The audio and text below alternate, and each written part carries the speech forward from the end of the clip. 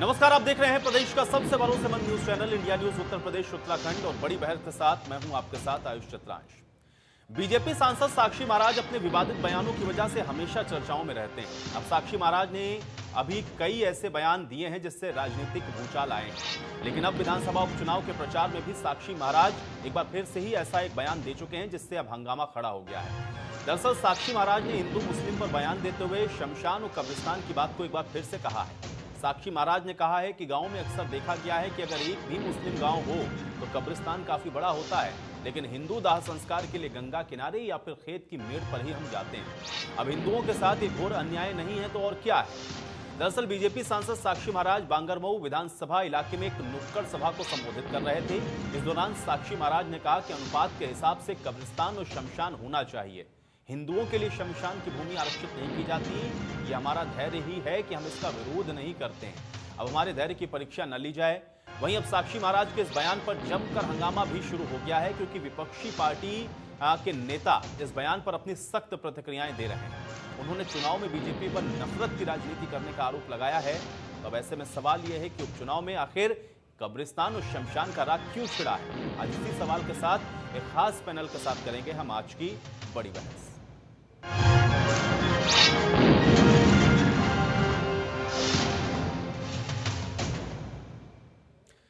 तो आज बड़ी बहस की शुरुआत करें, लेकिन उससे पहले उन्नाव के बांगरमऊ विधानसभा इलाके में बीजेपी सांसद साक्षी महाराज ने क्या कुछ कहा, जिसको लेकर के राजनीतिक संग्राम मचा हुआ है। आप भी सुनिए।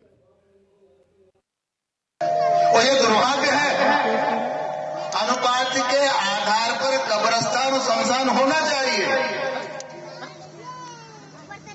अगर एक भी मुसलमान है गांव में तो कब्रिस्तान बहुत बड़ा है, पर आप अपने खेत के मेड़ पर दाह संस्कार करते हैं या गंगा में जाके दाह संस्कार करते हैं। घोर अन्याय नहीं है क्या?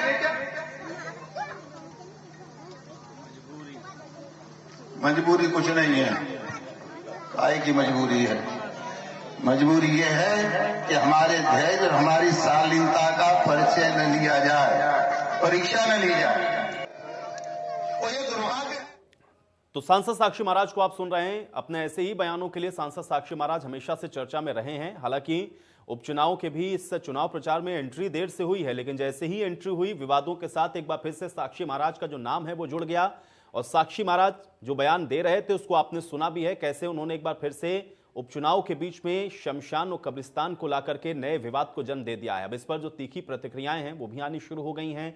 तमाम विपक्षी पार्टियों की तरफ से सख्त ऐतराज इस बयान को लेकर के जताया गया है। आपसे सौहार्द को बिगाड़ने वाले इस बयान को बताया गया। साथ ही साथ ये भी कहा गया कि आखिर इस तरीके के बयान के मायने क्या समझे जाएं और साक्षी महाराज आखिर ये नफरत की राजनीति क्यों कर रहे हैं।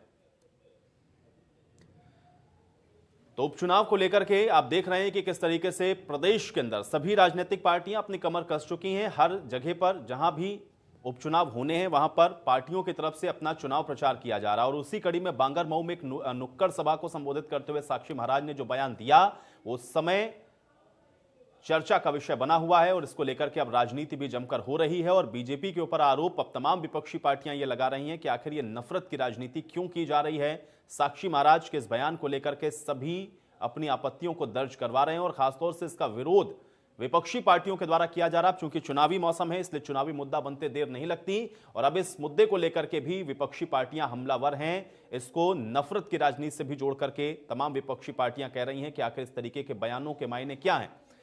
जब उपचुनावों के अंदर चर्चा विकास कार्यों की होनी चाहिए, स्थानीय मुद्दों की होनी चाहिए, लेकिन उन सब के बीच में अगर कब्रिस्तान और शमशान का जिक्र होने लगे तो फिर इससे विवाद जुड़ना तय है। और वही हुआ जो कि साक्षी महाराज ने जो बयान दिया उसके बाद अब इसको लेकर के जमकर इसकी आलोचना के साथ साथ राजनीति हो रही है। राजनीतिक रोटियां भी खूब सिक रही हैं अब इस बयान के बाद। और अब यह बयान और ज्यादा तूल पकड़ता हुआ भी नजर आ रहा है, क्योंकि उपचुनाव के बीच में एक नया मुद्दा साक्षी महाराज ने विपक्षी पार्टियों को दे दिया और इसी के आधार पर अब इसको नफरत की राजनीति के साथ जोड़ करके तमाम विपक्षी पार्टियां हमलावर हैं। तो 3 नवंबर को 7 विधानसभा सीटें हैं जहां पर उपचुनाव होने हैं और उन्हीं सब जगहों पर आप देख रहे हैं कि जो विधानसभा चुनाव प्रचार है वो लगातार चल रहे हैं। मुख्यमंत्री से लेकर के तमाम मंत्री, प्रदेश अध्यक्ष तक सभी चुनावी रैलियों को संबोधित कर रहे हैं। और उसी बीच उन्नाव से सांसद साक्षी महाराज की तरफ से बांगरमऊ में जब वो नुक्कड़ सभा करने के लिए पहुंचे हैं तो वहां पर यह बयान दिया गया जिसमें उन्होंने इस बात को कहा कि अनुपात के हिसाब से शमशान और कब्रिस्तान होने चाहिए। उन्होंने बाकायदा इस बात को कहा कि अगर गांव के अंदर एक परिवार मुस्लिम का है तो उनका कब्रिस्तान बहुत बड़ा होता है, लेकिन उन्होंने हिंदुओं का जिक्र करते हुए कहा कि हमें अपने शवों को अंतिम संस्कार करने के लिए या तो खेत की मेड़ पर ले जाना पड़ता है या फिर गंगा के किनारे हम उसका दाह संस्कार करते हैं। यह हमारा धैर्य है और हमारे धैर्य की परीक्षा ना ली जाए। इस बातों को कहते हुए उन्होंने एक नए विवाद को जन्म दे दिया है। तो चुनावी मौसम है, चुनावी मौसम में जो बयान है वो बेहद तेजी के साथ राजनीतिक होते हैं और राजनीतिक अब चूंकि व्यक्तित्व है और साक्षी महाराज का विवादों से पुराना नाता भी है, क्योंकि जब भी वो इस तरीके के बयान देते हैं वो चर्चा का विषय बनते हैं। और वही कमोबेश एक बार फिर से हुआ है जब उन्नाव से सांसद साक्षी महाराज की तरफ से ये बयान दिया गया और उसके बाद अब इसको लेकर के जमकर राजनीति शुरू हो गई है। हमारे धैर्य और शालीनता की परीक्षा ना ली जाए और बीजेपी चुनाव आते ही नफरत की राजनीति कर रही है। फिर समाजवादी पार्टी की तरफ से कहा गया इस तरीके से अब तमाम आलोचनाएं इस पूरे विवाद को लेकर के अब शुरू हो गई। और चलिए अब यहीं से बड़ी बहस की शुरुआत करेंगे। फिलहाल हमारे साथ कुछ मेहमान जुड़ रहे हैं। अनीस अंसारी जी हमारे साथ जुड़े हुए मुस्लिम स्कॉलर हैं, उनसे ही चर्चा की आज शुरुआत करते हैं। बाकी मेहमान हमारे साथ बाद में जुड़ेंगे। अनीस जी, बहुत स्वागत आपका इस चर्चा में। अनिल जी, कैसे देख पा रहे हैं एक मुस्लिम स्कॉलर होने के नाते जो बात सांसद साक्षी महाराज की तरफ से कही गई, जिसमें वो ये कह रहे हैं कि अनुपात के हिसाब से कब्रिस्तान और शमशान होना चाहिए?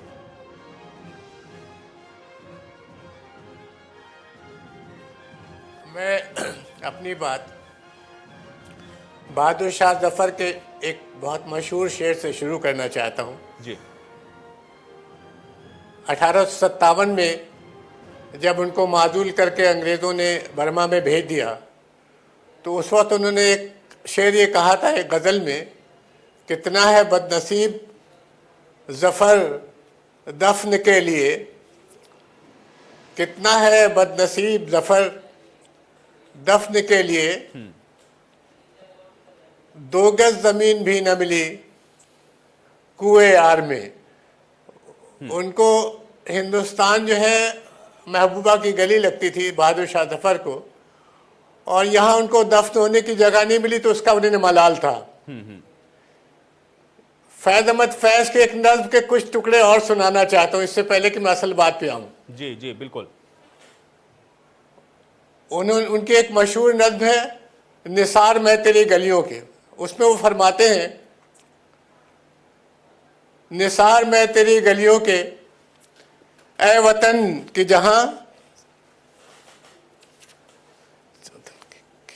चली है रस्म कि कोई न सर उठा के चले जी। जो कोई चाहने वाला तवाफ को निकले, चक्कर के लिए निकले, नजर चुरा के चले, जिस्म जां बचा के चले, जिस्म जां है अहले दिल। बस 2 लाइनें है अहले दिल के लिए जी। अब ये नज़्मे बस्तों कुशाद खोलने और बंद करने का जो इंतज़ाम है अब दिल वालों के लिए ये रह गया है अहले दिल के लिए अब ये नज़्मे बस्तो कुशाद के संग व खिश्त मुक़य्यद हैं और सग आज़ाद कि पत्थर और ईंटें जिससे कुत्तों को डराया जा सकता है वो तो कैद कर दिए गए और कुत्ते आज़ाद हैं। जब से आरएसएस और बीजेपी की सरकारें हिंदुस्तान में आई हैं, जिन्हें अवाम ने इसलिए चुना था कि ये लोग उनकी बेरोजगारी दूर करेंगे, गरीबों की बहू बेटियों की इज्जत बचाएंगे, जुर्म का खात्मा करेंगे, बेरोजगारी दूर करेंगे, इकनॉमी को मजबूत करेंगे, अपनी सरहदें मजबूत करेंगे। पिछले 2014 से अब तक इनमें से किसी भी अवाम की ख्वाहिश पर ये पूरे नहीं उतरे। तो अब ये जगह जगह जहां कहीं इनको कमजोरी नजर आती है,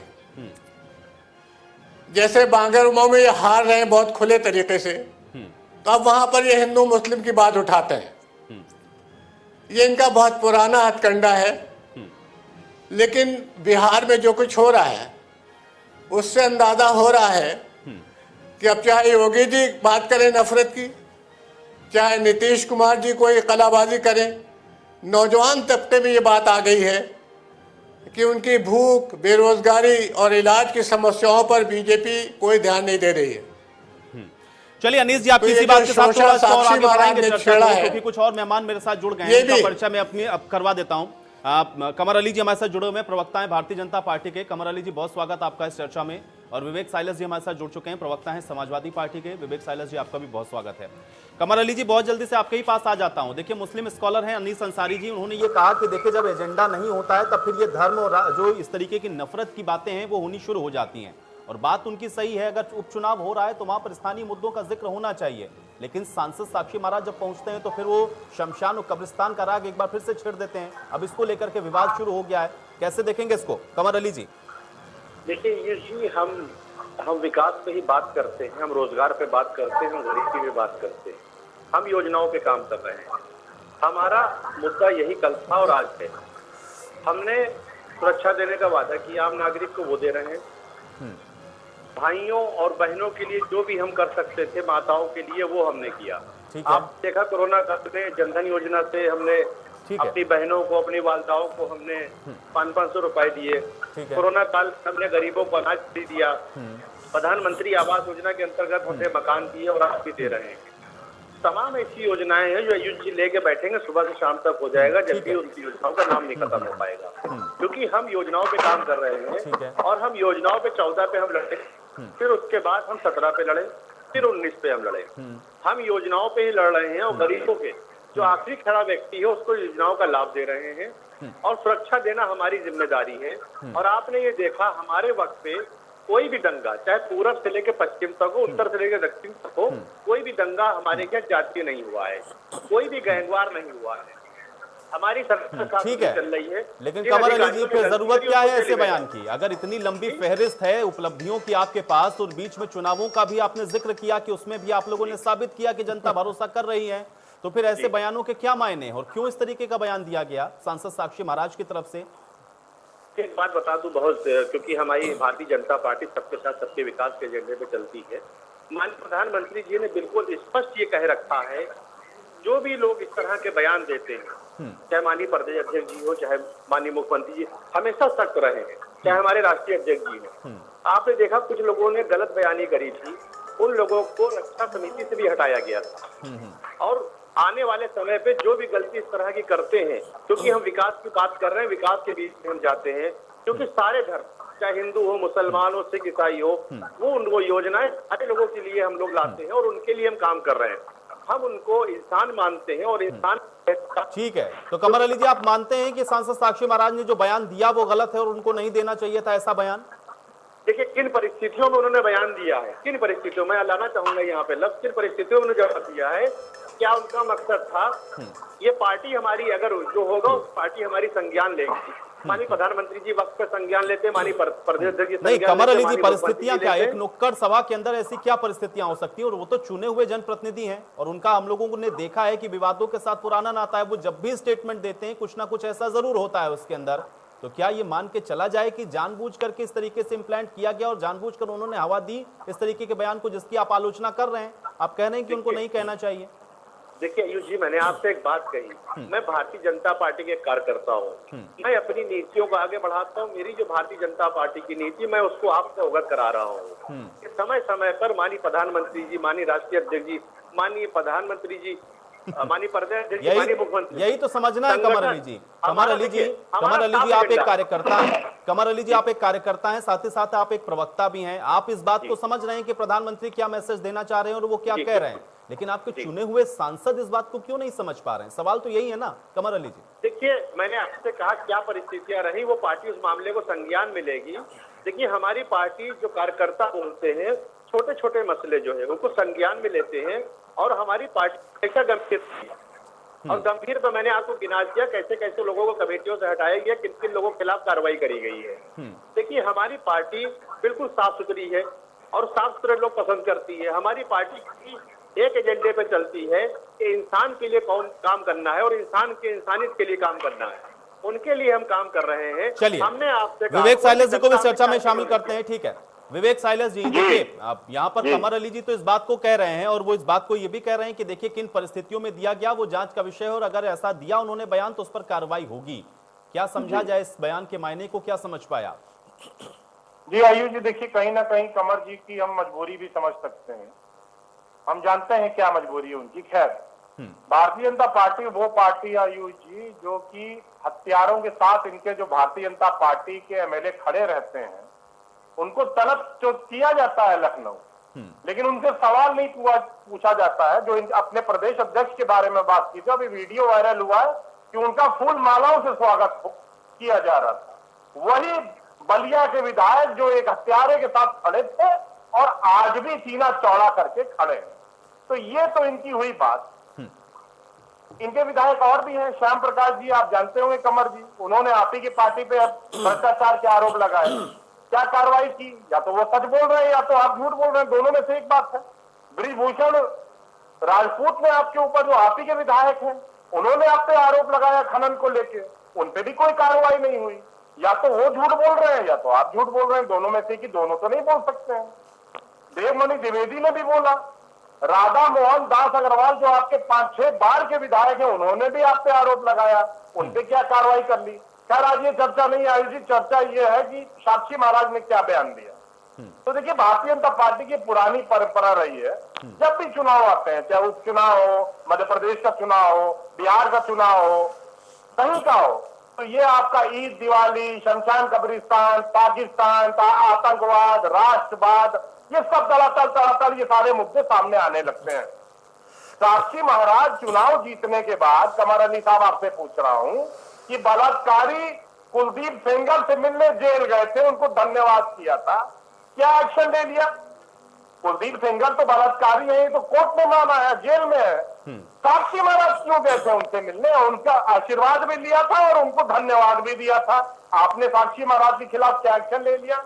देखिए साक्षी महाराज को ये नहीं दिख रहा है कि आज उनका क्षेत्र चाहे उन्नाव हो, जाजमऊ हो, बंथरा हो, कानपुर हो, वहां का चमड़ा उद्योग लगातार गिर रहा है, इंडस्ट्रियल पलायन हो रहा है वहां से। आपको पता है कमर अली साहब, 2100 करोड़ रुपए का कॉन्ट्रैक्ट जो चमड़ा उद्योग के थे उसी क्षेत्र से उठ के बांग्लादेश चले गए, और आप लोग को हिंदू और मुसलमान से कोई फर्क ही नहीं पड़ता है। तो इस पे आप ध्यान रखिए ना। वैसे भी आज इतनी ज्यादा बेरोजगारी है, लोग पलायन कर रहे हैं उत्तर प्रदेश से, धंधे उद्योग बांग्लादेश चले जा रहे हैं, और आप यहां बैठ के हिंदू मुसलमान कर रहे हैं। चलिए कमर अली जी से जवाब लेता हूं। कमर अली जी जवाब दीजिए। और पहले भी बहुत बयान दिए सांसद साक्षी महाराज की तरफ से, कार्रवाई तो नहीं हुई उनके ऊपर कोई भी, इस बार उम्मीद कैसे करें?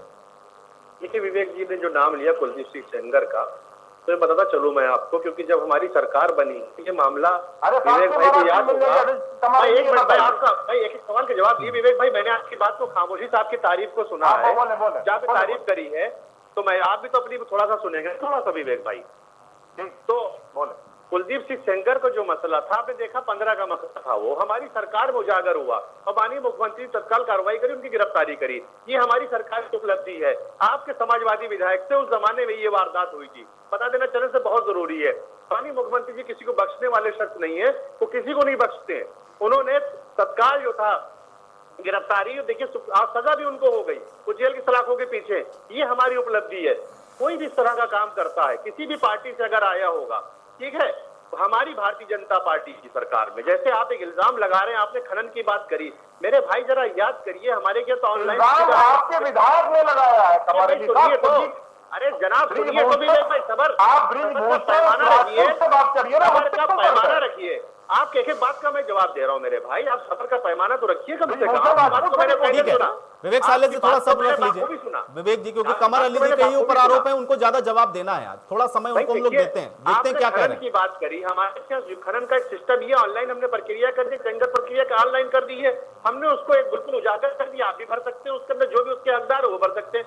आप क्या जनाब तो गायत्री प्रजापति जो थे, सुबह मजदूरी करते थे और शाम को पहुंचा के आते थे। विवेक भाई आपको भी ये मालूम है, गायत्री प्रजापति कहाँ मजदूरी आपने देखा था के मामले में क्या क्या लूट करे भाई। आपके ऐसी बात को लेके माननीय मुख्यमंत्री लड़े थे। अरे आपके माननीय मुख्यमंत्री किस बात का शिवपाल जी लड़े थे बताइए तो मैं। आप स्टेज पे जब हसीने ताने में थे जब माननीय शिवपाल जी, माननीय मुख्यमंत्री जी पीडब्ल्यूडी मिनिस्टर किस बात पर लड़ रहे थे? आपको मालूम है विवेक भाई, क्या शोभा देता है एक मुख्यमंत्री सीने तान के स्टेज पे लड़े, पीडब्ल्यूडी मिनिस्टर एक कमर अली जी, देखिए समाजवादी पार्टी को क्या शोभा देता है क्या नहीं देता है ये उनका अपना पार्टी का विषय है, वो अपना स्पष्ट करेंगे। लेकिन मुझे बताइए, सांसद साक्षी महाराज ऐसे बयान क्यों दे रहे हैं और क्यों देते रहते हैं इस तरीके के विवादित बयान? उनका नाता ही हो गया है विवादों के साथ। और इससे पहले भी कोई कार्रवाई आप लोगों ने सांसद साक्षी महाराज के खिलाफ नहीं की। अब आप यहाँ चर्चा में बैठे, आप कह रहे हैं कि भाई अगर इसकी जांच हो, देखते हैं कि उन्होंने किस परिस्थिति में दिया, लेकिन सांसद साक्षी महाराज तो पहले भी विवादों के साथ जुड़े रहे हैं। भाई विवेक भाई ने जो विवेक भाई ने जो एक लफ्ज कहा उससे मैंने उनको जवाब दिया। आपसे मैंने इस बात का जवाब मैं पहले आपको दे चुका हूं कि मेरी पार्टी बिल्कुल संज्ञान लेगी। हमारे क्या माननीय मुख्यमंत्री जी सख्त है, माननीय प्रदेश अध्यक्ष जी सख्त है, राष्ट्रीय अध्यक्ष जी, प्रधानमंत्री जी सख्त है।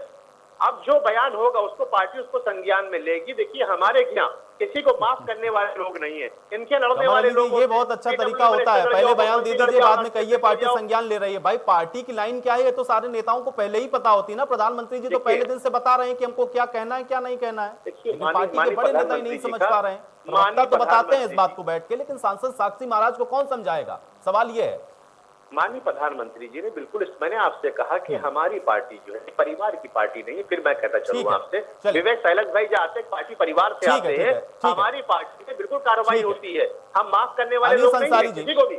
आ रहा हूं साइलज जी, मुझे पता है आपको जवाब देना है, लेकिन अनिल अंसारी जी, क्या सिर्फ पॉलिटिकल माइलेज गेन करने के लिए इस तरीके के बयानबाजी को जानबूझ के इम्प्लांट किया जाता है, आप ऐसा कहना चाह रहे हैं?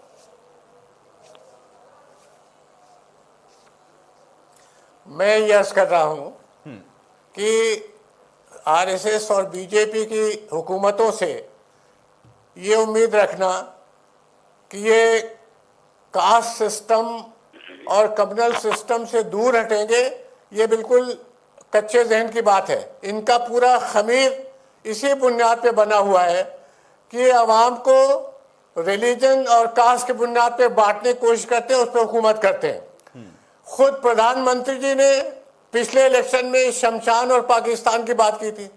अब आप प्रधानमंत्री जी से उम्मीद कर रहे हैं कि वो साक्षी महाराज को डिसिप्लिन करेंगे, मुझे इस पे कोई दम नजर नहीं आता। ये इलेक्शन कमीशन ऑफ इंडिया की जिम्मेदारी है कि वो रिप्रेजेंटेशन ऑफ पीपल एक्ट की सेक्शन 123 के तहत खिलाफ कार्रवाई करें, मगर वो भी आजकल बिल्कुल सारे संस्थाओं को इन्होंने कमजोर कर दिया है बीजेपी वालों ने। तो मुझे नहीं लगता कि इलेक्शन कमीशन इसका कोई नोटिस लेगा, लेकिन अगर नोटिस ले ले, इनके खिलाफ प्रोसिक्यूशन हो जाए तो एक दिन में ये लोग ठीक हो जाएंगे, क्योंकि ये बड़े बहादुर लोग नहीं है, ये दिल के बहुत कच्चे लोग हैं। इनको जैसे ही मौका मिलता है कि अब ये सजा में जाएंगे तो माफी मांग लेते हैं। इनके सबसे बड़े जो आइकन है सावरकर, वीडी सावरकर, जब उनको अंग्रेजों ने कैद किया तो 11 पिटीशन दी और कहा कि हमें माफी मांगते हैं, हम तो आपके वफादार हैं। तो इनके जो पॉलिटिकल पूर्वज हैं वही बहुत बुज़दिल है, बहादुरी की बातें करते हैं, देशभक्ति की बातें करते हैं, लेकिन जैसे ही सजा का डर होता है तो माफी मांग लेते हैं। यही साक्षी महाराज के साथ भी होने वाला है। अगर इनके खिलाफ कार्रवाई हो क्रिमिनल तो ये फौरन माफी मांग लेंगे, मेरा ऐसा कहना है। और ये जानबूझ के करते हैं। ये लोग हिंदुओं मुसलमानों को, बड़ी जात और छोटी जात को, इनको आपस में भिड़ाकर वोट हासिल करना चाहते हैं, क्योंकि हुकूमत ये ठीक से नहीं चलाने पा रहे हैं। इनके जमाने में 1 साल के अंदर अर्थव्यवस्था 29% नीचे चली गई, जीडीपी का। मैं आयुष भाई जवाब दे दूंगा अनिल भाई की बात का। ठीक है ठीक है, आप 14 करोड़ से ज्यादा जॉब खत्म हो गए। साइलस जी भी बहुत देर से बैठे हैं। साइलस जी, विवेक साइलस जी, देखिए आयुष जी, हमने तो अपनी बात की ही नहीं, हमने कमर जी से तो अपनी बात ही नहीं की। मैं तो समाजवादी पार्टी की बात ही नहीं कर रहा हूँ कमर जी, मैं तो आपके विधायकों की बात कर रहा हूँ।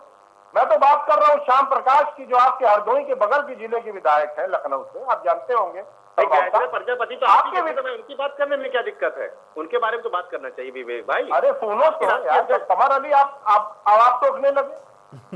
आप ही के विधायक ने कहा है कि उन्होंने अपने पूरे राजनीतिक काल में इतना भ्रष्टाचार होते उन्होंने नहीं। कमर अली जी देखिए भाई, अब आप आपके ऊपर कमर अली जी, अब आप इत्मीनान से सुने, कमर अली जी अब आप इत्मीनान से सुने, क्योंकि फिर आप बोलेंगे तो विवेक साइलस जी बोल लेंगे बीच में। इसलिए विवेक जी आप अपनी बात कहिए, कमर अली जी आप जवाब दीजिएगा बाद में। चैनल पे बैठे हैं आप। देखिए, मैं तो श्याम प्रकाश जी की बात करता हूँ आयुष जी, जिन्होंने कहा, इनके खुद के विधायक हैं, कि ऐसा भ्रष्टाचार होते हुए उन्होंने अपने जीवन में नहीं देखा, राजनीतिक जीवन में नहीं देखा। बृजभूषण राजपूत इन्हीं के विधायक है जो कि बुंदेलखंड से आते हैं। उन्होंने कहा इतना बड़ा खनन में घोटाला और भ्रष्टाचार होते हुए, ये समाजवादी पार्टी ने नहीं कहा, ये भारतीय जनता पार्टी के विधायक ने कहा। मैं तो उसकी बात कर रहा हूं, मैं तो अपनी बात ही नहीं कर रहा हूं। और आपके बलिया के विधायक जो हत्यारों के साथ खड़े हो जाते हैं, उनको आप फूलमाला पहनाते हैं। जैसे सुबोध सिंह की बात करिए, जो शहीद सुबोध सिंह बुंदेलखंड में, बुंदेलखंड कह रहा बुलंदशहर में जो शहीद हो गए थे, उनके जो दोनों मेन अभियुक्त थे, शिखर अग्रवाल और दूसरा त्यागराज, उन दोनों को जब वो छूट के आए तो भारतीय जनता पार्टी ने उनको फूल मालों से स्वागत किया था। और शिखर अग्रवाल को तो आपको याद होगा पदाधिकारी भी बना दिया था जब वो जमानत में छूट के आया था। उनके बारे में आप क्या कहेंगे? देखिए आयुष जी, मुद्दे आज जानते क्या है? मुद्दे आज है बेरोजगारी, अर्थव्यवस्था, स्वास्थ्य, इंफ्रास्ट्रक्चर, महिलाओं की सुरक्षा, कानून व्यवस्था, किसान जो कि आत्महत्या कर रहे हैं, व्यापारी, महिलाएं जो जिनके ऊपर बलात्कार हो रहे, ये है मुद्दे। ये हिंदू मुसलमान, ईद, दिवाली, कब्रिस्तान, शमशान, पाकिस्तान, आतंकवाद, ये करके अब जनता ऊब चुकी है। जनता के कान में से खून निकल आया है कमर भाई, ये सब खून निकल के। और आप इन लोग, अब कमर अली जी से जवाब दें। कमर अली जी, इन लोगों में आप कोई भी एक्शन नहीं ले पाए। चलिए कमर अली जी एक एक करके जवाब दीजिएगा, एक एक करके। पहले अनीस जी की बात कर, उसके बाद साइलस जी की बात कर। कमर अली जी। अनिल जी का मैं बात का पहले जवाब देता हूं। तो चीफ सेक्रेटरी तक यूपी के गए हैं और उनका अच्छे मुकाम पे रहे हमेशा वो। भारतीय जनता पार्टी क्या सरकार रही अनिल में आपके साथ? क्या कोई भेदभाव भारतीय जनता पार्टी सरकार ने करी क्या आपके साथ? जो आज मुस्लिम अधिकारी का कोई भेदभाव है? आप जानते हैं आज की तारीख में कितने आईएएस और पीसीएस मुसलमान चुन के आ रहे, क्या भेदभाव है? ये हमें आप अनिल देखिए भड़काइए नहीं लोगों को। आपने अनिल भाई अच्छे पदों पे रहे भारतीय जनता पार्टी की सरकार में, अच्छे पदों पर जिसे कहते हैं। आप चीफ सेक्रेटरी कुर्सी तक गए हैं। आपको ये इस तरह का बयान आपके ऊपर अच्छा नहीं लगता है कि आपके ऊपर इस तरह से बयान अच्छा लगे? तो देखिए कुछ चीजें ऐसी आती हैं, कुछ मामलात ऐसे आते हैं जो आप अपने स्वार्थ के लिए किसी को भड़का रहे हैं। अनिल भाई बराए मेहरबानी अपने स्वार्थ के लिए किसी को ना भड़काएं, क्योंकि आपके साथ भेदभाव नहीं। अनीस जी कहाँ भड़का रहे हैं? भड़का तो सांसद साक्षी महाराज रहे हैं। अनीस अंसारी जी तो उस पर अपना कमेंट दे रहे हैं। शुरुआत तो सांसद साक्षी महाराज ने की। अनीस देखिए, अनीस भाई ने जब हमारी सरकार की बुराई करी है, जब अनीस भाई ने जब बातें करी तो मेरी बात भी तो सुनेंगे। अनीस भाई नहीं सुनेंगे? मैंने कहा उसकी बात को सुना, आपकी उनकी बात को सुना। ठीक है। क्या इनके साथ भेदभाव हुआ? प्रमुख सचिव रहे उस जमाने में मेरी सरकार के वक्त में, क्या इनके साथ भेदभाव हुआ? जो भी अधिकारी रहे, कितने डीएम रहे, आज भी कितने डीएम है? अरे ये सब भेदभाव कहां से आपके दिमाग में आता है भाई? कहां से खुराफात आपके दिमाग में आ जाता है भाई? आप वीसी भी रहे हैं जिसमें विवाद चल रहा है, आप जानते हैं। आप वीसी भी तो रहे ना वहां, तो आपके ऊपर मैं इल्जाम उठाने लगूं भी व्यक्तिगत, तो गलत है ना ये तो। चलिए अनिस जी की बात का जवाब हो गया, साइलस जी की बात का जवाब दें। अनिस जी मैं आऊंगा आपके पास। साइलस जी आप जो है बताते हैं कि बिल्कुल 15 साल में आपने लगातार सरकार चली है 15 साल तक। 15 साल में जो आप नौकरियां नहीं दे पाए विवेक भाई, हमने नौकरियां लगातार, हमने बेरोजगारों को नौकरियां दी हैं। आपको ये लगता है कि हम काम नहीं कर पाए? आप एक जाति विशेष को नौकरी देते थे, हम एक जाति विशेष को नौकरी नहीं देते हैं। हमारी सरकार ने 3 गुना नौकरियां आपकी सरकार से ज्यादा दी हैं। उसको बताना आयुष जी बहुत लाजमी है। 1,37,253 सिपाही हमने भरे हैं। बेसिक शिक्षा में जो हमने पद भरे हैं 85,983 भरे हैं। राष्ट्रीय शोध मिशन के तहत हमने जो भरे 28,622 भरे। यूपी लोक सेवा आयोग 26,000। ये उपलब्धियां हो गई, ये तो उपलब्धियां हो गई भाई, इसका फैसला जनता पे छोड़ते हैं। कमर अली जी जब इतनी लंबी फहरिस्त है तो हिंदू, मुसलमान, भारत, पाकिस्तान, आतंकवाद, इन सारी चीजों की आवश्यकता चुनावों के अंदर क्यों पड़ जाती है? सवाल ये है, और ये बेसिक सवाल हर बार होता है चुनाव से पहले। जितनी बातों का इन्हें सवाल किया उतनी बातों मुझे बराए मेहरबानी जवाब दे लेती, बराए मेहरबानी जवाब दे लेती। रोजगारी के ऊपर बात करी थी, तो जो नौजवानों को रोजगार मिला है, जो 26,103 लोग हैं लोक सेवा आयोग में गए हैं, कोई भी नियुक्ति क्या हाईकोर्ट में हमारे अभ्यर्थी जो थे गए? नहीं गए, क्योंकि उनको मालूम था कि जो भी नियुक्तियां हुई है साफ सुथरी हुई, चयन उनका साफ सुथरा हुआ है। हर जाति धर्म के लोग आए, एक ही जाति धर्म के लोग आते थे। ठीक है, तो इस तरह से जो बेफायदे बेवजह की बात करते हैं। माध्यमिक शिक्षा में 24,000 है। अधिनिष्ठ सेवा आप बताइए, मेरे पास एक लिस्ट है, मैंने आज तक के कम से कम 3 लाख से समथिंग नौकरियां दे दी। 3 लाख के ऊपर ही मेरी नौकरियां। अभी हमारी 6 लाख की और निकल रही हैं, वो भी 6 लाख अगले साल तक सबको मिल जाएंगे। 3 लाख इस साल और है, फिर 3 साल अगले साल और है। आप बताइए क्या टारगेट छू पाए? कोई भी नियुक्ति आपकी ऐसी नहीं रही है जो हाई कोर्ट न गई हो, सुप्रीम कोर्ट न गई। मेरे भाई विवेक जी, आप रोजगार की बात करिए, आप रोजगार की बात करिए। आप जिस मुद्दे पे विवेक भाई बात करेंगे, मैं आपको उस मुद्दे पे जवाब दूंगा। हमेशा सच बोलिए, सच का बीड़ा उठाया तो सच जनता के लिए बोलिए। 15 साल तक आपने काम किया नहीं, हमने 3.5 साल में जो उपलब्धि थी उसको स्वीकार करिए मेरे भाई। विवेक साइलस जी, मुझे तो उम्मीद थी कि कमर भाई कुछ सच बोलेंगे, कुछ अच्छी बातें करेंगे चैनल पे आके। खैर, नौकरियां कितनी दी है मैं बताता हूँ। देखिए, आयुष जी, नौकरी निकली थी सहायक कोषागार लेखागार भर्ती की नौकरी निकली थी, जो 5 साल से पेंडिंग है, अभी तक वो नहीं दे पाए। 12,460 शिक्षक भर्ती थी, वो नहीं दे पाए। ये 5-5 साल 4-4 साल पुरानी बातें बता रहा हूँ। आबकारी की नौकरी चले जाइए, मीडिया देख लिए मेरे भाई। अरे रिटर्न में है, मैं लिस्ट कमर अली, अगर आपको लड़ना है तो लड़ लो यार, अगर आपको लड़ना है तो लड़ लीजिए। अगर आपको लड़ना है, बहस को खराब करना है तो लड़ लीजिए। आपको एड्रेस दे दूं, मैं एड्रेस दे देता हूँ, जो लोग नियुक्तियां पाए। अगर आपको लड़ना है और बहस को, डिबेट को खराब करनी, तो चलिए खराब कर देते हैं। विवेक भाई, आप मेरे ऊपर बोलिए, मैं आपके ऊपर बोलता हूँ। काबिल आदमी है, जब मैं आपको इतनी देर तो थोड़ी देर हमको भी ध्यान में सुनिए और झूठ बोलना बंद कर दीजिए। ठीक है, चलिए कमर अली जी सुनेंगे। विवेक साइलस जी कंप्लीट करें। अंसारी जी, आयुष, सबसे पहले तो कमर अली साहब से ये कहूंगा कि पिछली सरकार के पल्लुओं में छुप के बात करना बंद कर दें। आपकी सरकार ने क्या किया वो बताएं। इन लोग की पुरानी आदत है, पिछली सरकार के पल्लू में भाग जाते हैं, छुप के लगते हैं बात करते। विवेक भाई, वही तो मैं बता, अभी फिर बोलने लगे हैं, आप फिर बोलने लगे। अभी हाईकोर्ट ने फटकार लगाई है, 31,661 जो भर्तियां हुई हैं, उसमें कितनी बड़ी धांधली पिछले हफ्ते हुई है, उसमें हाई कोर्ट ने इन लोगों को फटकार लगाई है। 69,000 जो भर्तियां हो रही थी शिक्षकों पे, उसमें अरबों रुपए का जो इन लोगों ने घोटाला किया है, वहां के एसएसपी को भी ट्रांसफर कर दिया है भारतीय जनता पार्टी ने, जब वो खुलासा करने लगे। यही प्रयागराज की बात है। सहायक कोषागार की जो भर्तियां थी उसको आज तक नहीं कर पाए। 68,500 जो भर्तियां थी जो पेंडिंग थी, उसमें से भी आज 22,000 भर्तियां बाकी है, और वो भी हाई कोर्ट दे रहा है किस्तों में, सरकार नहीं दे रही है। जो लोग हाई कोर्ट जा रहे हैं, हाई कोर्ट दे रहा है, जो कि नौकरियां सरकार को देनी चाहिए। इनको बैठ के शर्म भी नहीं आती है बोलने, वो इनका काम हाई कोर्ट कर रहा है। और घोटाला कहां नहीं हुआ? मिड डे मील में आपने घोटाला किया, बाल विकास पुरस्कार में बच्चों के फर्नीचर पे आपने घोटाला किया, 69,000 शिक्षकों के भर्ती में आपने घोटाला किया, सीएनडीएस में 25,000 के चैनल का 25,000 करोड़ का घोटाला किया। आयुष जी, आप ही के चैनल ने दिखाया।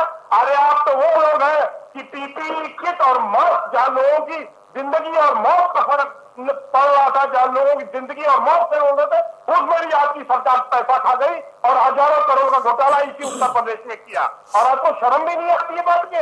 ऐसी बात करते हैं कि आप लोग बहुत अच्छा काम हो रहा है। महिलाओं के ऊपर अत्याचार आपको नहीं दिखता, बलात्कार आपको नहीं दिखते, बेरोजगारी आपको नहीं दिखती, किसान आपको नहीं दिखते, जो मजदूर आपको नहीं दिखते। सबके बीच में उन्नाव के साक्षी महाराज का ये बयान, उन सबके बीच में ये बयानबाजी का भी जिक्र होता रहे थोड़ा सा, क्योंकि भाई ये बयानबाजी क्यों हो रही है, सवाल ये भी है, आज की चर्चा का विषय भी है।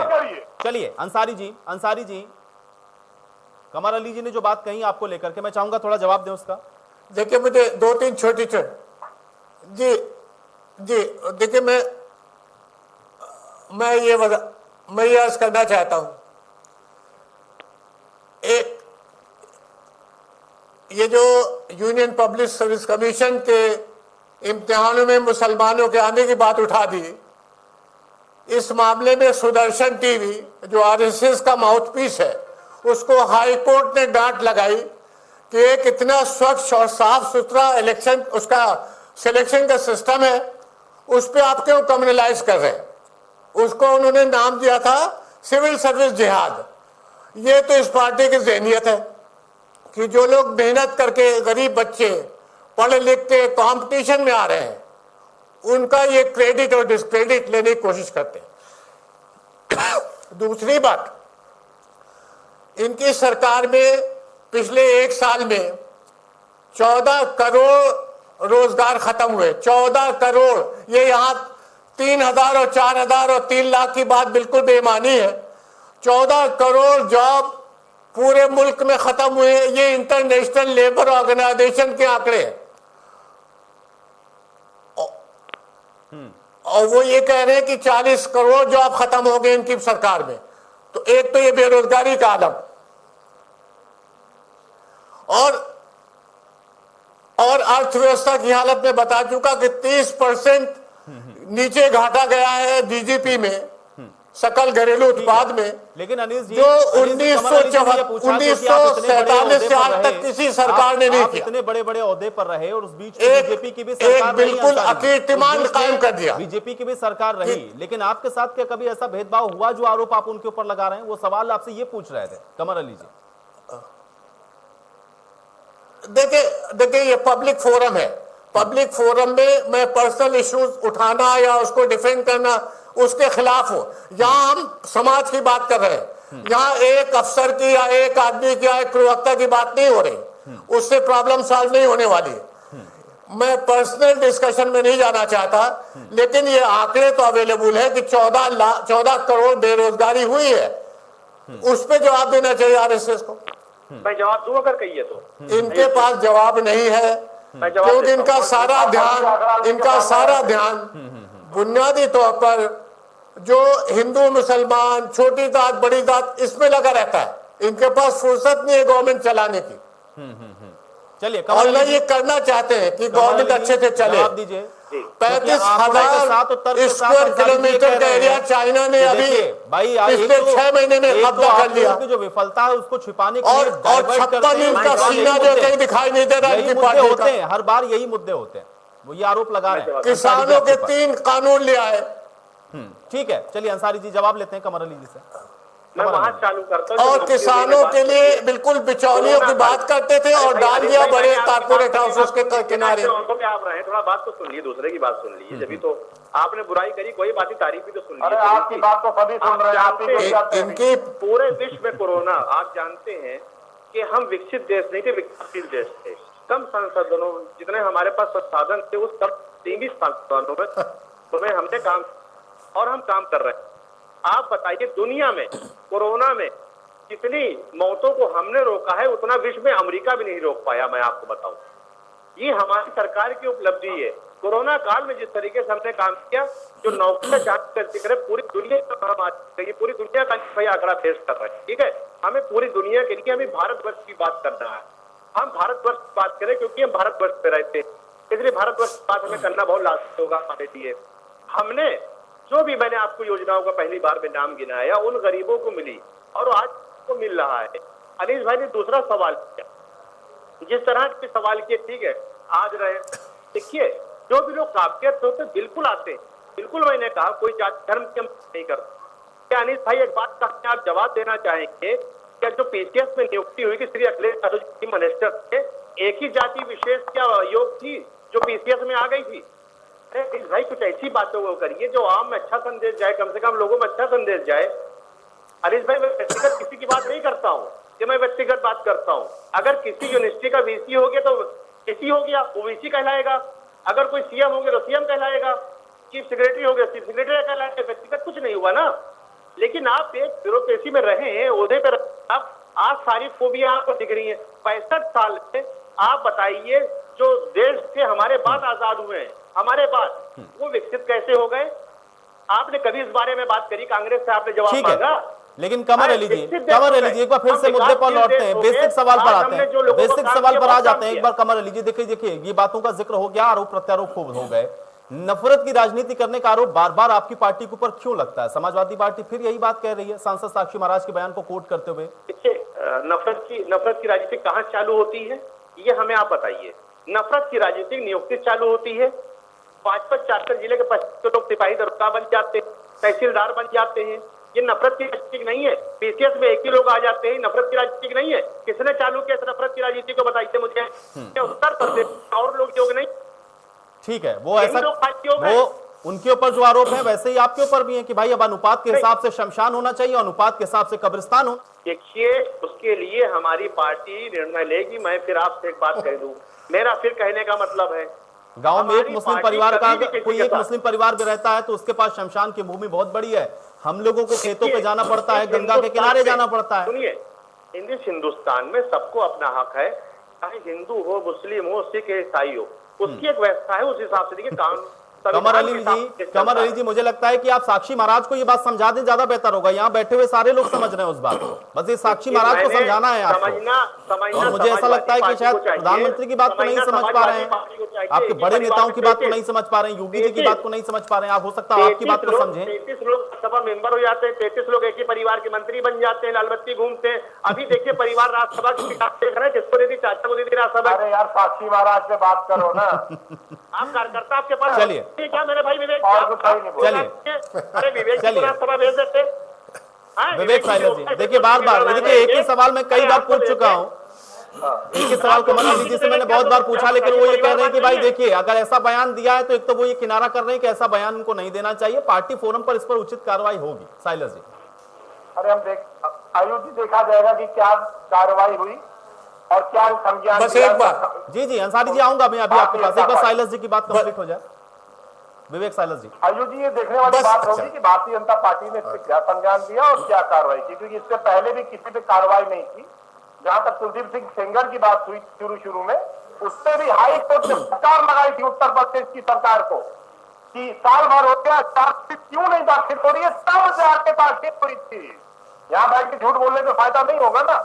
देखिए, साक्षी महाराज को उससे भी चर्चा करना चाहिए कि आज उत्तर प्रदेश के अंदर जब से भारतीय जनता पार्टी की सरकार बनी है, 20 से ज्यादा साधुओं की हत्या हो, लेकिन साक्षी महाराज ने एक शब्द नहीं बोला, जबकि वो खुद भी साधु है, हमारे मुख्यमंत्री भी साधु, एक शब्द नहीं बोला।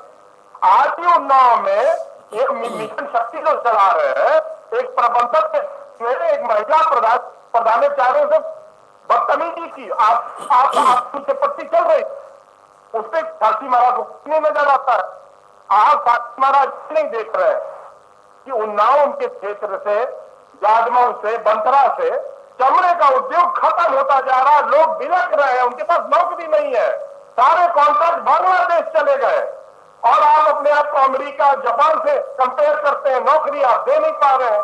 14 करोड़ नौकरी चली गई, लोगों को जेब में कल में निकला था, मैंने तो ऐसा देखा ही नहीं। कल दशहरा था और मार्केट एकदम सन्नाटा था, लोगों के पास जेब में पैसा नहीं है, खाने को रोटी नहीं है, और यहाँ बैठ के कमर अली भाषण दे रहे हैं कि सरकार बहुत अच्छा काम कर रही है। अरे भाई नहीं साइलर जी, देखिए भाई मार्केट में सन्नाटा इसलिए बैठा कि भाई कोरोना के चलते आयोजनों पर पाबंदी थी, कोरोना के चलते आयोजन पर पाबंदी थी। क्या एक्शन लिया आपने अपने विधायकों के खिलाफ? क्या एक्शन लिया आपने? जो विधायक आपका हत्यारे के साथ खड़ा था, उसको तो आप फुल माला फैला रहे हैं और कह रहे हैं कि हमारी पार्टी। चलिए विवेक जी, आपने बढ़िया बात कही है। देखिए जिन मुद्दों पर बोलना चाहिए सांसद साक्षी महाराज को, जिन मुद्दों पर बोलना चाहिए उस पर नहीं बोलते, उससे इतर वो सब पर बोलते हैं, उससे इतर वो सब पर बोलते हैं। ठीक है साइलर जी, आपकी बात का मैं जवाब ले लूंगा। साइलर जी, आपकी बात का मैं जवाब ले लूंगा। साइलर जी, ठीक है ठीक है साइलर जी, आपकी बात का मैं जवाब ले लूंगा, लेकिन अंसारी जी कुछ कहना चाह रहे हैं बहुत देर से। अंसारी जी, बस एक बात, छोटी सी बात। जी देखिए अभी बीजेपी के बस ये क्रेडिट लेने की कोशिश की कि कोरोना को इन्होंने बहुत अच्छे से संभाला है। अब जरा आंकड़े देखिए। हाँ, हिंदुस्तान में हर 10 लाख की आबादी पर, 1 मिलियन की आबादी पर 83 मौतें हुई हैं, 83। बांग्लादेश जो हमारा पैदा हुआ मुल्क है, मिसेस गांधी ने पैदा किया, उसमें 34 डेथ हुई, आधे के करीब 10 लाख पे। चाइना में 3 डेथ हुई, नेपाल में 25, जो बिल्कुल छोटा सा मुल्क है। तो ये कहना कि कोरोना को बहुत अच्छे से हैंडल किया है, ये फैक्ट से कहीं साबित नहीं हो रहा है। एक और चीज देख लीजिए, कोरोना के जमाने में हिंदुस्तान की जो इकोनॉमी है वो एक साल में -10% पे चली गई, -10%। 2019-20 उसी पीरियड में बांग्लादेश 4% दे रहा है ग्रोथ, पॉजिटिव ग्रोथ। चाइना 2% दे रहा है। अब हम लोग जब पड़ोस के मुल्कों से भी गए गुजरे हो गए, न तो हम मौतें संभाल पा रहे हैं, न इकोनॉमिक संभाल पा रहे हैं। उस माहौल में बीजेपी जो हिंदू मुसलमान, छोटी जात बड़ी जात, ये हाथरस में इन्होंने ठाकुर और शेड्यूल कास्ट को लड़ाने की कोशिश की, ठाकुरों की पंचायत अलाउ की, और जो दलित लड़की थी उसके साथ, उसके खानदान के साथ जाति की। तो इनसे गवर्नमेंट समझ नहीं रही। ये वोटर की जिम्मेदारी है, इनको निकाल फेंके 2022 में और 2024 में। ठीक है, चलिए कमर अली जी। अनीस भाई, जिस पार्टी में इस समय नेता है कांग्रेस में, मुझे एक बात का जवाब चाहिए कि 65 साल में इसको आपने विकासशील देश क्यों रखा, विकसित क्यों नहीं किया? आपके शशि थरूर जी लाहौर की सभा में ये बोलते हैं कि पाकिस्तान ने काबू पा लिया। लफ्ज देखिए, पाकिस्तान ने काबू पा लिया और पाकिस्तान की तारीफ कर रहे हैं। 24 करोड़ जनसंख्या मध्य प्रदेश की है, 24 करोड़ जनसंख्या उत्तर प्रदेश की है और 22 करोड़ पाकिस्तान की है।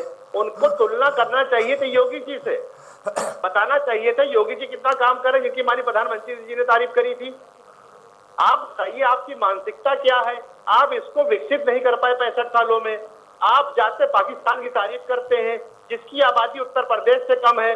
आपने इस देश को, जिसके नेता है अनीस भाई, आप वक्त पे आज की तारीख में कांग्रेस की आपने सदस्यता ली है, उसको आपने एक सवाल तो पूछना चाहिए। आप सीनियर मोस्ट अधिकारी हैं, आपको पूछना चाहिए कि इसको विकासशील क्यों रखा। अरे भाई, पूछिए उनके प्लेटफॉर्म पे ना, हमें 65 साल दीजिए, इसको विकसित करके हम आपको देंगे। चलिए कमर अली जी, लेकिन सांसद साक्षी महाराज को अपने स्थानीय जो मुद्दे जिनका जिक्र साइलस जी कर रहे थे, उसकी चिंता से ज्यादा हिंदू मुसलमान की चिंता क्यों होती है? मैं साइलस जी की एक बात का जवाब देता हूँ, सुनिए। हर बार ऐसे ही बयानबाजी क्यों करते हैं? पाकिस्तान, अरे सुनिए, इन्हें एक बात कही किसानों के बारे में, विवेक भाई ने, तो विवेक भाई का मैं जवाब देता हूँ। 15 साल राज करने के बाद इन्हीं ने अन्नदाता के हाथ में कटोरा दिया था। ऐसा नहीं करना चाहिए था। अन्नदाता 15 साल हुकूमत करने के बाद हमने पहली कैबिनेट में उनको 1-1 लाख रुपए का कर्जा माफ किया है, उनको कर्जा मुक्त किया है सरकार ने। आज हम किसान भाइयों का डायरेक्ट बाजरा खरीद पहली बात हमारे क्या हुई है।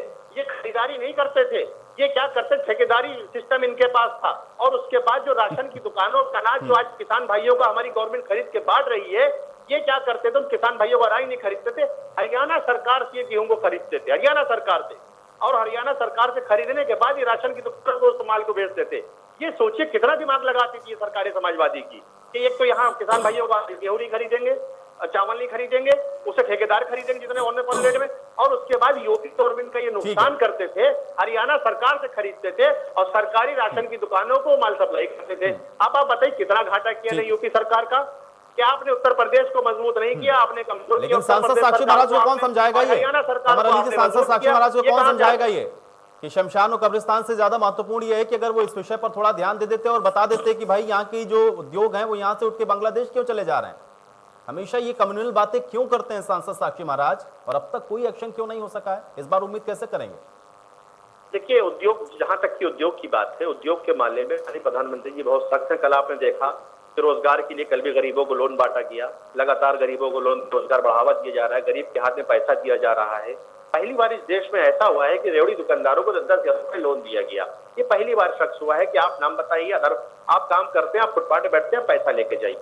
तो ये योजनाओं पे माननीय प्रधानमंत्री जी लगातार काम कर रहे हैं। कभी भी किसी सरकार ने, मैं आपको बता दूं, सब कुछ काम प्रधानमंत्री करेंगे तो सांसद क्या करेंगे? सवाल यही है ना कि कौन समझाएगा साक्षी महाराज को? आप समझा रहे हैं, ये समझा दीजिए साक्षी महाराज को, पूरा झगड़ा ही खत्म हो जाए। साइलस जी, चलिए ठीक है, समय मेरे पास कम है, कमर योजनाओं पे काम करते हैं। ठीक है, साइलस जी, साइलस जी। देखिए, भारतीय कमर अली साहब ने भी बहुत बड़ी बड़ी बातें कही समाजवादी पार्टी को। तो योगी जी वही मुख्यमंत्री है ना, आयु जी, जिन्होंने जाके कहा था पश्चिमी उत्तर प्रदेश में कि किसान गन्ना क्यों बोता है, गन्ना उगाने से तो डायबिटीज हो जाती है। ये योगी जी आप ही के थे ना। उन्होंने कहा आपको फूल की खेती करनी चाहिए और सब्जी की खेती करनी चाहिए, आप लोग गन्ना क्यों बोते हो? गन्ना बोने से तो डायबिटीज हो जाता है। अरे भाई, गन्ना चालू करिए विवेक भाई, कैसी बातें कर रहे हैं आप लोगों ने? चालू किया भाई।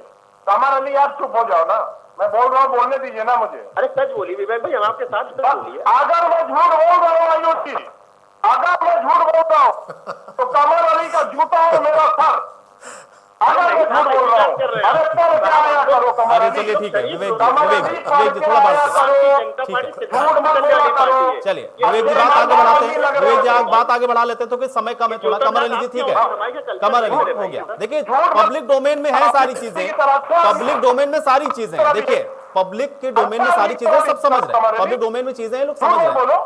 ठीक है विवेक जी कंटिन्यू करें। ये वही सरकार है ना, ये वही मोदी सरकार है ना जिसने बुंदेलखंड में ट्रेन के खाली टैंकर भेज दिए थे जब सूखा पड़ा था।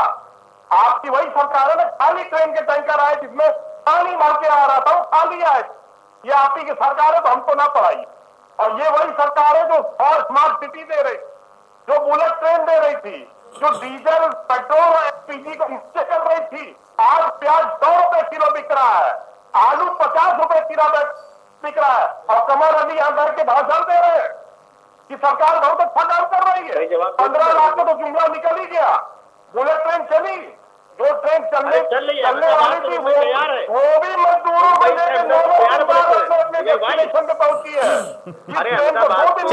चलिए बुलेट ट्रेन कब चलती है ये देखना बहुत दिलचस्प होगा, लेकिन उससे भी पहले ये जो बयानबाजी की बुलेट ट्रेन चल रही है इस पर लगाम कैसे लगाएंगे कमर अली जी, ये एक बड़ा महत्वपूर्ण सवाल है और जितना जल्दी हो जाए मुझे लगता है कि उतना ही बेहतर होगा।